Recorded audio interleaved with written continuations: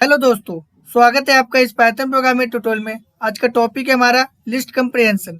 ये क्या होता है इसको हम डिटेल में देखेंगे, उस पर प्रैक्टिकल करेंगे।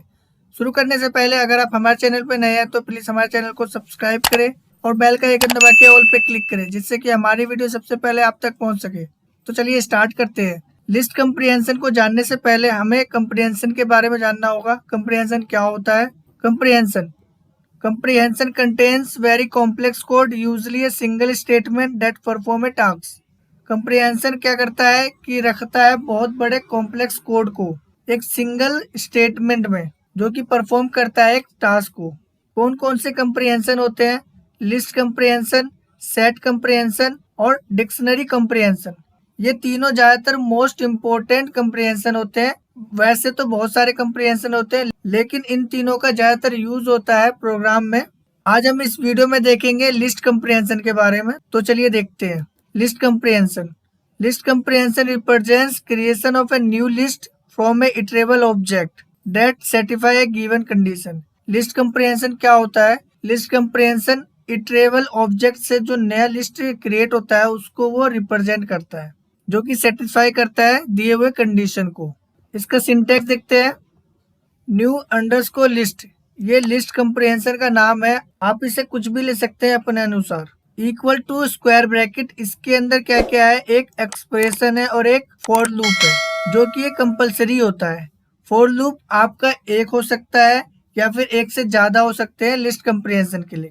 और ये इफ कंडीशन है, जो कि ऑप्शनल होता है। अगर आपको जरूरत है तो आप लिस्ट कंप्रिहेंशन में इफ स्टेटमेंट का भी यूज कर सकते हैं। एग्जाम्पल देखते हैं। लिस्ट वन, ये वेरिएबल का नाम है जो कि लिस्ट कंप्रिहेंशन को रिप्रेजेंट करेगा। जब भी हम इसे एक्सेस करेंगे तो LST1 से ही एक्सेस करेंगे। इक्वल टू स्क्वायर ब्रैकेट, ये हमारा एक्सप्रेशन है जो कि i+1 और फॉर लूप लगाया हमने फॉर i इन रेंज जो कि 0 से स्टार्ट होगा और ये कहाँ तक जाएगा? 9 तक इटरेट होगा। ये जो i है इसमें पहले 0 आएगा यहाँ से, ठीक है। और उसके बाद इस वाले i में 0+1 हो जाएगा, इक्वल टू क्या हो जाएगा? 1, जो कि इस लिस्ट में 1 आ जाएगा पहले। उसके बाद ये 0 से अब होकर 1 आएगा इसमें से। उसके बाद 1+1, जो कि इसमें 1 था पहले, 1+1 क्या हो जाएगा? अब 2 हो जाएगा। तो इस लिस्ट में अब क्या वैल्यू आ जाएगा? 1 2।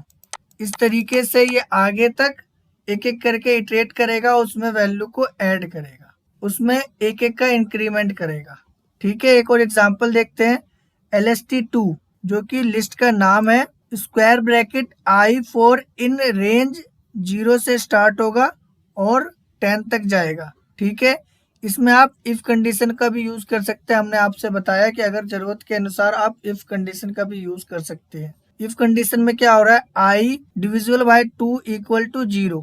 अगर i की वैल्यू 2 से डिवाइड हो रही है तो उसकी वैल्यू को आप लिस्ट में रख दीजिए।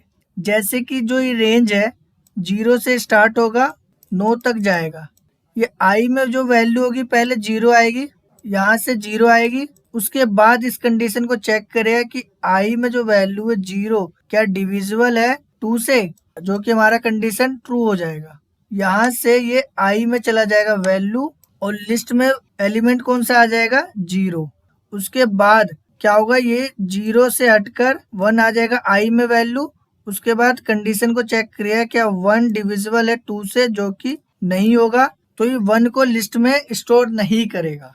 इस तरीके से अगले वाले एलिमेंट में जो कि 1 से 2 हो जाएगा और नेक्स्ट एलिमेंट को कंडीशन से चेक करेगा क्या वो डिविजिबल है 2 से। अगर वो डिविजिबल होगा तो उस लिस्ट में इस एलिमेंट को स्टोर करेगा, नहीं तो नहीं करेगा। चलिए अब प्रैक्टिकल करके देखते हैं, जिससे कि आपको अच्छी तरह से समझ आएगा। सबसे पहले हम एक लिस्ट बनाते हैं LST1, जो कि रिप्रेजेंट करेगा एक लिस्ट को। उसमें एलिमेंट होंगे 1 2 3 4 5। इस तरीके से आप कितने भी एलिमेंट ले सकते हैं। न्यू लिस्ट बनाएंगे, ठीक है, जो कि एम्प्टी होगा। अब फॉर लूप की मदद से हम जो लिस्ट बनाए उसकी एलिमेंट को एक एक करके इटरेट करेंगे इन LST1। अब उसके बाद इस फॉर लूप में हम क्या करेंगे? अपेंड कर देंगे जो नया लिस्ट बनाया है जो कि एम्प्टी है, उसमें हम वैल्यू अपेंड कर देंगे। तो कैसे करेंगे? New list dot append function का यूज करेंगे और उसमें आई पास करेंगे, जिससे कि इस एम्प्टी लिस्ट में इस वाली लिस्ट से एलिमेंट स्टोर हो जाएगा। प्रिंट फंक्शन की मदद से हम कंसोल पे चेक कर लेंगे क्या न्यू लिस्ट में एलिमेंट स्टोर हो गए हैं कि नहीं हुए। रन करेंगे तो आप देखेंगे कि हमारा आउटपुट आ गया है और न्यू लिस्ट में एलिमेंट स्टोर हो गए हैं पुराने वाले लिस्ट से। ये कैसे वर्क कर रहा है?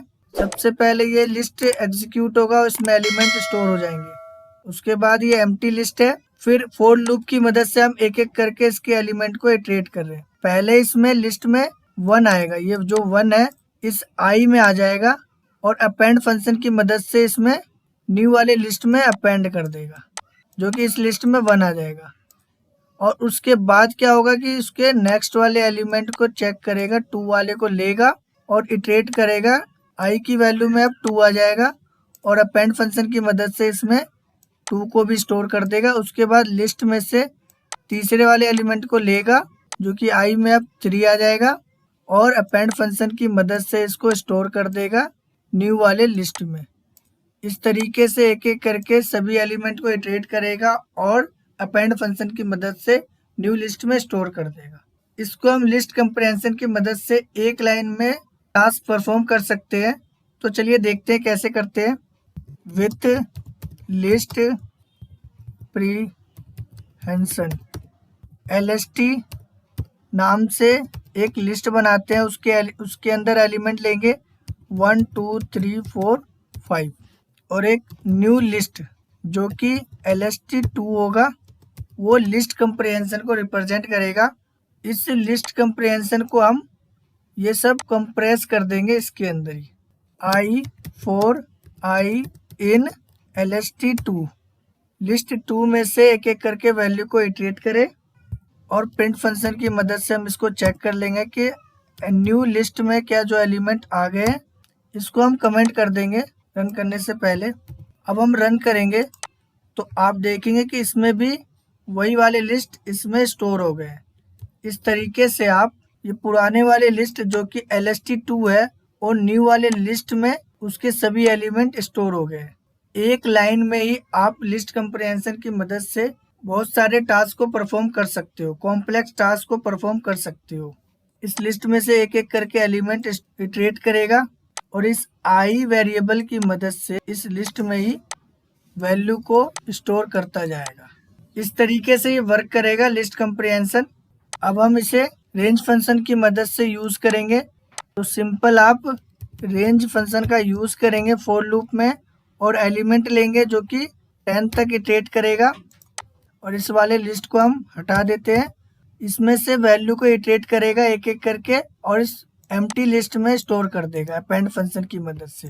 देखो रन करते हैं तो आप देखेंगे कि हमारा आउटपुट आ गया, 0 से स्टार्ट हो रहा है और ये 9 तक जा रहा है। अगर आप इसमें एक का इंक्रीमेंट कर देते हो 1 से, तो आप देखना हमारा आउटपुट क्या आएगा, 1 से स्टार्ट होगा और 10 तक एग्जीक्यूट हो रहा है। ये कैसे वर्क कर रहा है? ये एम्प्टी लिस्ट है, इसमें कोई भी एलिमेंट नहीं है।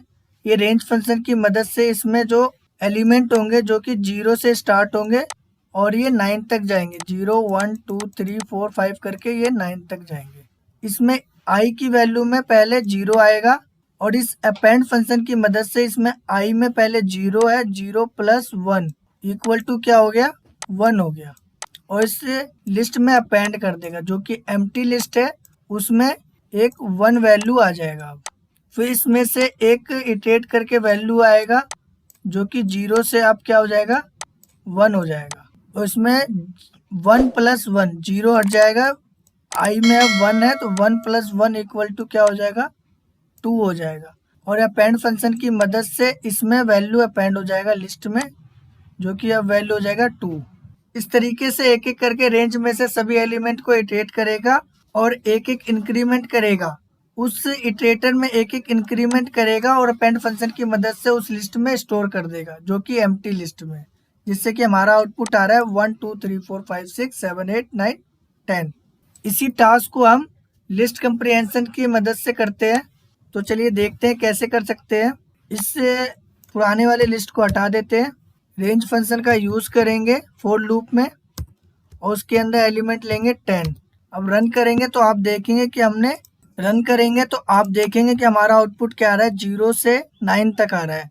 अगर आप इसमें 1 का इंक्रीमेंट कर दोगे और रन करेंगे तो आप देखोगे कि हमारा 1 से स्टार्ट हो गया और 10 तक जा रहा है। रेंज में जो एलिमेंट है हमारा 0 से स्टार्ट हो रहे हैं और उसमें एक एक करके 9 तक एलिमेंट है, और इटरेट फंक्शन की मदद से एक एक करके इसके एलिमेंट को इटरेट करेगा। पहले 0 हो जाएगा, पहले 0 को इटरेट करेगा और यहाँ से एक्सप्रेशन में 0 प्लस 1 इक्वल टू क्या हो जाएगा, 1 हो जाएगा। तो न्यू वाले लिस्ट में क्या हो जाएगा, पहले 1 वैल्यू आ जाएगा, जिससे कि हमारा ये आउटपुट आ रहा है। उसके बाद नेक्स्ट वाले एलिमेंट को इटरेट करेगा और अब इसमें 1 हो गए हैं, इसमें 1 प्लस 1 इक्वल टू क्या हो जाएगा, 2 हो जाएगा। इस तरीके से एक एक एलिमेंट को ये इटरेट करेगा रेंज में से और उसमें इंक्रीमेंट करके लिस्ट में स्टोर कर देगा। अब हम इफ कंडीशन का यूज करते हैं, इसको अनकमेंट करेंगे और इसमें एक कंडीशन लगा देंगे, इफ जो आई की वैल्यू है वो डिविजिबल हो 2 से, उसका रिमाइंडर अगर 0 आ रहा है तो सिंपल आप इसे क्या करें, अपेंड कर दे न्यू वाले लिस्ट में। इस अपेंड फंक्शन में क्या हो रहा है, एक एक का इंक्रीमेंट हो रहा है, इसको हटा देंगे। अगर नंबर डिविजिबल होगा 2 से तो उसे अपेंड कर दे नए वाले लिस्ट में। रन करेंगे तो आप देखेंगे कि हमारा आउटपुट आ गया है 02468, जो कि डिविजिबल है 2 से। इसने नए वाले लिस्ट में इस एलिमेंट को स्टोर कर दिया है। ये कैसे वर्क कर रहा है, ये नया लिस्ट है, इसमें कोई एलिमेंट नहीं है। रेंज फंक्शन में जो एलिमेंट है 0 से स्टार्ट हो रहे हैं और 1 2 3 4 5 करके 9 तक एलिमेंट है। इस रेंज फंक्शन में 9 तक एलिमेंट है और आई इटरेटर की मदद से इसके सभी एलिमेंट को एक एक करके इटरेट करेगा और कंडीशन से चेक करेगा। अगर 0 डिविजिबल है 2 से तो उसको अपेंड फंक्शन की मदद से नए वाले लिस्ट में अपेंड कर देगा, जिससे कि 0 हमारा ट्रू हो रहा है, जिससे कि हमारा 0 आ रहा है क्योंकि 0 डिविजिबल है 2 से। और फिर नेक्स्ट वाले एलिमेंट जो कि 1 है इटरेट करेगा और 1 क्या डिविजिबल है 2 से, जो कि कंडीशन फॉल्स होगा। इस स्टेटमेंट में वो आएगा ही नहीं। फिर लिस्ट में से एक एलिमेंट को इटरेट करेगा जो कि 2 होगा, क्या 2 डिविजिबल है 2 से, जो कि कंडीशन ट्रू होगा, और अपेंड फंक्शन की मदद से उसे नए वाले लिस्ट में अपेंड कर देगा, जिससे कि हमारी वैल्यू आ रही है 2। इस तरीके से आप कंडीशन का भी यूज कर सकते, लेकिन ये बहुत कॉम्प्लेक्स कोड है, इसको हम सिंगल कंप्रीहेंशन कोड में यूज करेंगे। तो चलिए देखते हैं कैसे करते हैं। हमें क्या करना होगा, इस फॉर लूप के बाद एक कंडीशन लगाना होगा, इफ आई डिविजिबल है 2 से, तो क्या कर दे, इसमें एक वैल्यू स्टोर कर दे। जो वैल्यू डिविजिबल है 2 से उस वैल्यू को इसमें स्टोर कर दे नए वाले लिस्ट में। रन करेंगे तो आप देखेंगे कि हमारा वही आउटपुट आ जाएगा 02468। अगर इसका रेंज बढ़ा देते हैं जैसे कि 20 तक करते हैं, रन करेंगे तो आप देखेंगे कि इसमें इवन टाइप के वैल्यू आ गए जो कि डिविजिबल है 2 से। ये कैसे वर्क कर रहा है, रेंज में जो वैल्यू है हमारे 0 से स्टार्ट हो रहे हैं और ये 90 तक जा रहे हैं, और इसमें से आई जो इटरेटर है वो एक एक करके इसके एलिमेंट को इटरेट करेगा। पहले 0 आएगा, फिर कंडीशन से चेक करेगा कि 0 डिविजिबल है 2 से, जो कि हमारा ट्रू कंडीशन होगा, और यहाँ से वैल्यू वो इसमें आ जाएगा, लिस्ट में वैल्यू को स्टोर कर देगा जो कि 0 आ रहा है। उसके बाद नेक्स्ट वाले एलिमेंट जो कि अब 0 से अब 1 आ जाएगा इटरेटर में, फिर कंडीशन से चेक करेगा क्या 1 डिविजिबल है 2 से, जो कि कंडीशन फॉल्स होगा। फिर वो उस एलिमेंट को स्टोर नहीं करेगा, फिर दोबारा रेंज में से एलिमेंट को लेगा जो कि अब 1 से 2 हो जाएगा इटरेटर में वैल्यू, और इसमें कंडीशन को चेक करेगा क्या 2 डिविजिबल है 2 से, जो कि कंडीशन ट्रू होगा। फिर ये 2 वैल्यू इस आई में आ जाएगा और इसमें वैल्यू को स्टोर कर देगा इस लिस्ट में। इस तरीके से ये एक एक करके सभी रेंज के एलिमेंट को इटरेट करेगा और कंडीशन से चेक करेगा। अगर कंडीशन ट्रू होगा तो उसे नए वाले लिस्ट में स्टोर कर देगा, नहीं होगा तो उसे छोड़ देगा। अब एल्स स्टेटमेंट देखते हैं इसी में, list comprehension with if else statement. Syntax देखते हैं, न्यू लिस्ट स्क्वायर ब्रैकेट के अंदर एक एक्सप्रेशन है जो कि इफ कंडीशन, अगर कंडीशन हमारा ट्रू होगा तो ये वाला एक्सप्रेशन एग्जीक्यूट होगा, अगर कंडीशन हमारा फॉल्स होगा तो ये वाला एक्सप्रेशन एग्जीक्यूट होगा। ये हमारा फॉर लूप है, ये हमारा फॉर लूप है। इस सीक्वेंस में से एक एक करके एलिमेंट आइटम को इटरेट करेगा और कंडीशन से चेक करेगा। अगर कंडीशन हमारा इफ का कंडीशन अगर ट्रू होगा तो इस वाले एक्सप्रेशन को एग्जीक्यूट करेगा, अगर नहीं तो एल्स वाले पार्ट में आके इस वाले एक्सप्रेशन को एग्जीक्यूट करेगा। एक एग्जांपल देखते हैं।